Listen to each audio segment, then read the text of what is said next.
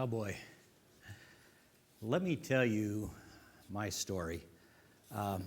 There's some things in there I'm not proud of, some things that I've done, and there's some other things that I think, well, I did the best I could, and I learned and I grew, so I'm okay with some of that too.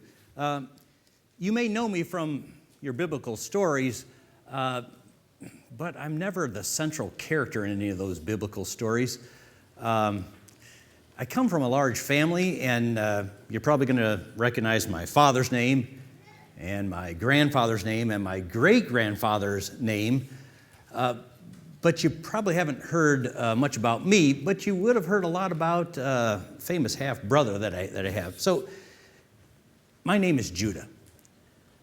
One of the 12 tribes of Israel is named after me.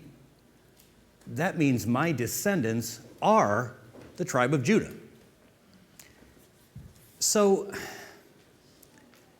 I come from a pretty large family. I've got a lot of brothers. Some of my full-blooded brothers would be Reuben, Simeon, Levi, Issachar, Zebulun. I don't know if any of those ring a bell with you. And then, of course, I've got a famous half-brother named Joseph, and I'm going to guess you know a lot about him. So the story I want to tell you today, it kind of starts there with that. So Joseph was born kind of late in life. I mean, there's 10 of us brothers already, and then Joseph was born. And my father, Jacob, he had several different wives, and he had a favorite wife, and Joseph came from her. So all of a sudden, Joseph was this favorite son of my father, Jacob. And of course, that did create some problems because, Joseph didn't help though either, because he started, having these dreams about how everybody's going to bow down to him. Like all of us, mom and dad included and stuff. And, I don't know. Didn't sit very well with the 10 of us, and we were pretty disturbed with that whole thing. When you look at it, I think we were probably pretty jealous of the relationship between Joseph and my father, Jacob. Well, anyway, that's kind of the background for what happened then. We were, the 10 of us at least, we were the older ones. We were out in the field, a day or two away from home, tending the flock and stuff. And Dad had this annoying habit where he would send little Joseph out. Hey, he's probably about 17, but he's just a big, precocious kid, right? He would send Joseph out to check on us to see how we're doing. Well, none of us like that. Well, we're out there tending the flock. We look in the distance. We see Joseph coming. There starts to be some talk amongst us 10. What would happen if Joseph never returned home? So we started talking about that. And at first it was just talk. And Reuben, he's the eldest. He's Mr. Responsible, He's like, we can't kill him. I mean, we just can't kill him. Well, Joseph showed up, and we decided, all right, we're not going to kill him, but he's not going back home the same way. Well, we stripped that. He had this special robe given to him by Dad. We took the special robe off. We threw him into a pit. He kind of begged us not to and everything, but, we were sick and tired of him. He was annoying. So we were sitting in that pit. And then I looked up, and it was my idea. I saw a bunch of traders coming, merchants. And I said to the brothers, hey, why don't we sell Joseph? We wouldn't be killing him then, right? Mr. Responsible, Reuben, he was with us right at that time. I think he was out with the flock. When he came back and he saw that the pit was empty, no Joseph in it, oh man, he was distraught. What are we going to tell Dad? What are we going to do now? Dad's going to die. What's going on? All right. So we took that special robe, threw a little animal blood on it, made the trip back home to Dad, gave it to Dad. It's like, oh man, looks like wild animals got your favorite son. Man, Jacob was really distraught. Seeing all that, it did make me kind of feel terrible inside, but it was done. There's nothing else we could do now. I mean, he's gone. We didn't know where. Well, time went on. Years, decades. And I guess after a while, you start living that lie. the lie that, well, brother's dead, not here. Well, Dad believed it. We started to believe it too. Well, after a while, though, there was a famine going on in the land. And what that meant was there was no crops being grown. We needed grain and actually do our own, bread and stuff like that. But we also needed to feed all our animals, and we just didn't have anything. And there was a rumor that there was something that happened over in Egypt where they'd collected a bunch of grain, so the famine wasn't affecting them, and they were willing to sell grain. Well, so we thought, you know what? At this time, we've all got families of our own and stuff. I mean, it's been quite a while. And we thought, well, you know what? Maybe the head's of house, we can all go. So we were thinking about the 11 brothers, But Dad had another child with his favorite wife, name was Benjamin. We just called him Ben or Benji, although that name got, Benji, I don't know.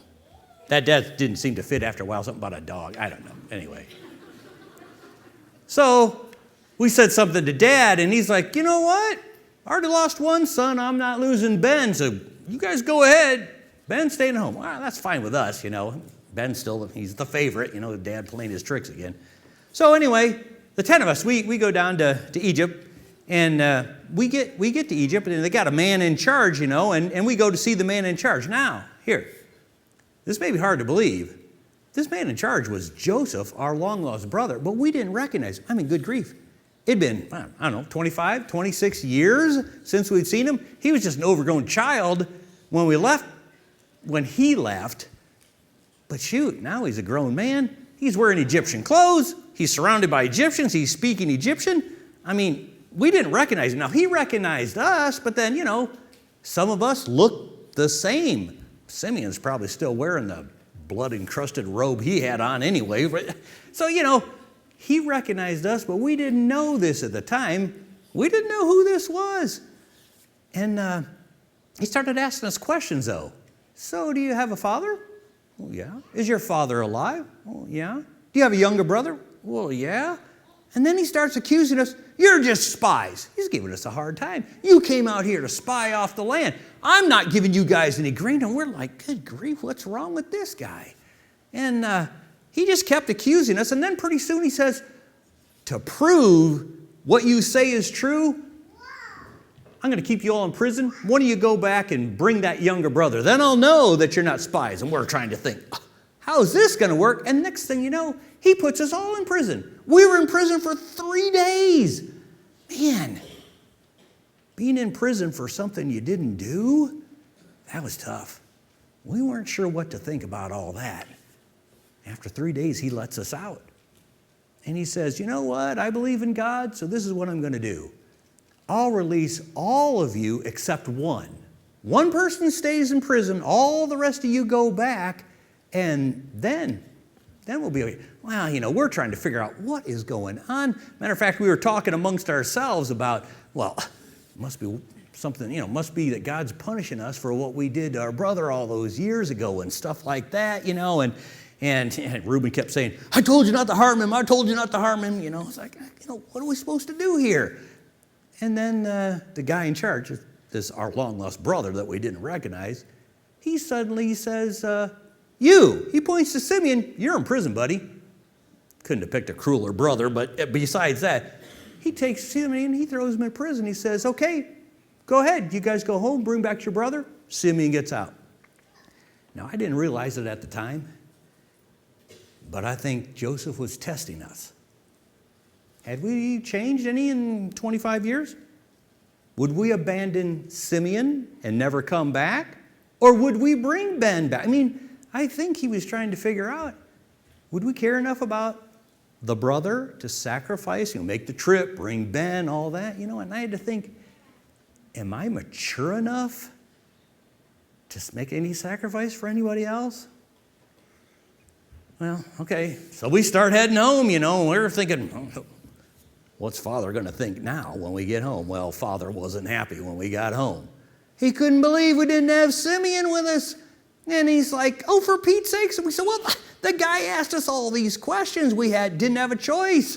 So we left Simeon. But if we bring back Ben, we can get Simeon. And Father says, no way.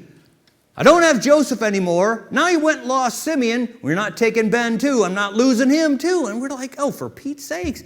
But then, we went there to buy grain, so we all had these sacks of grain. We open our sacks of grain, and all our silver, our money to buy the grain, it's back in the sack. And it's like, oh, for Pete's sakes. Now if we go back, they're going to say we stole the grain because they never received our money. Well, now we're stuck. We can't really go back without Ben. Dad won't let us take Ben anyway, but you can't go back with the money. It's like, okay, I guess we're not going to make a plan to go back for Simeon. So I guess in that sense, we failed that first test, didn't we? Well, time goes on, but the famine didn't get any better. We still didn't have enough grain. So after a while, all these sacks of grain, they got less and less. And we're thinking, man, we're going to need some more grain. And Dad, he says, you guys need to go back to Egypt, buy more grain. And we said, Dad, we can't do that unless we take Ben with us. No, we're not taking Ben. Then Mr. Responsible, old Reuben, he says, Dad, you can have my 2 kids as ransom. And if I don't bring your 2 kids back, Simeon and Ben, you can kill my kids. I thought that was kind of weird. I mean, why would Dad want to kill his grandkids? But anyway, Dad wasn't going to listen to anything Reuben said because Reuben had betrayed him years before. So Dad was deaf on that. He says, no, we're not going. So we just stayed at home and put the grain. When grain was running out, we were running out. We were starting to starve. Pretty soon the situation was like, okay, we can't take Ben because we don't want to lose him. But if we don't go to Egypt, we're all going to die of starvation anyway, and Simeon's going to die in that prison. So I explained that to Dad. Hey, you know what? We're on a dead-end road here. Nothing's ever going to get any better unless we take Ben and go back, and then at least we have a chance at survival. And I said, I'll be responsible then. I will, Judah. And finally, Father said, okay, take him. What happens, happens. I had to think, that took a lot of faith on his part to trust in God's plan, to trust that, this risk on Ben, but sometimes you got to step out in faith. And I had to think, would I have enough faith to be able to step out like that and trust God's plan? I don't know. So we set out, and we took double the money this time because we thought, we want to make sure they know we weren't trying to steal anything. Somehow the money just showed up back in our sacks, So we took double. We get there, and we get in front of the guy in charge, which, again, we didn't recognize was our brother Joseph.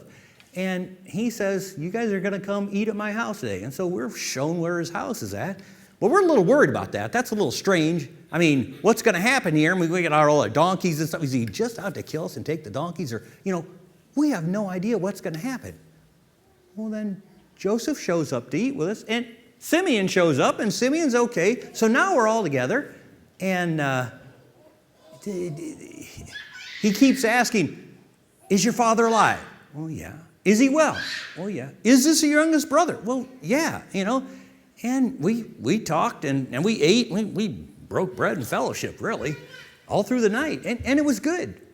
And in the morning, we set out, and we're thinking, hey, this worked out. We got Simeon back. Nobody took Ben. We're home free. All we got to do is get home. But what we didn't know was that Joseph was giving us another test. And I had to think about that. Are there a lot of tests in life, and how I respond to them am I passing the test or not? So the test was this. When he let us go, we didn't know any of this, but when he let us go, he told his servant, take my special cup, put it in that one's sack. And he pointed to Ben. Put it in that one's sack. Then after we'd gone, he told the servant, now, go chase them down and tell them they stole something. So the servant he chases us down, stops us, and he says, hey, one of you stole my master, Joseph's, special cup. And we're like, you're nuts, buddy. None of us are going to take any risks around here. We just want to go home. So we were sure we didn't have it. So we said, hey, if you find that, we'll all be your slaves. And he said, no, just the one who's got the cup. will be my slave. All right, fine. We start opening our sacks, oldest to youngest. We get to Ben, opens his sack. Shoot, there's this cup in there. And we're like, are you serious? Oh, man. So we all pack up. We all go back. We're just thinking, okay, we got to make this right somehow. We're trying to figure out how we're going to do this. And we come back, and we get in front of the man in charge, our long-lost brother, who must hate us, but we don't know who he is. And we just fall down on his feet. We just throw ourselves at his mercy. We don't even act like, we didn't say we did it, but it's like, okay, we're sorry, we'll all be your slaves. I mean, somehow we've got to get this situation right.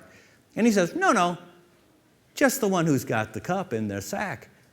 And we're like, no. We cannot let that happen. We can't go home without Ben. It's going to kill Dad. And I had to be thinking, man, the sacrifice. Is it possible to love someone so much that you're willing to sacrifice yourself for them? And I thought, you know what? I got to talk to this guy. I got to talk to him. So I took him aside and I said, listen, you just don't understand. Our dad is counting on this favorite younger son to get home. And if that doesn't happen, he's just going to die. I can't do that. And so I finally said, look, take me instead. I will stay instead of Ben. Now, I think this was the ultimate test, right? I think this is what Joseph was trying to figure out. Have these guys changed enough that they're willing to sacrifice? Somebody give their life for somebody else? Because we sure didn't do that for him. But would we do it now?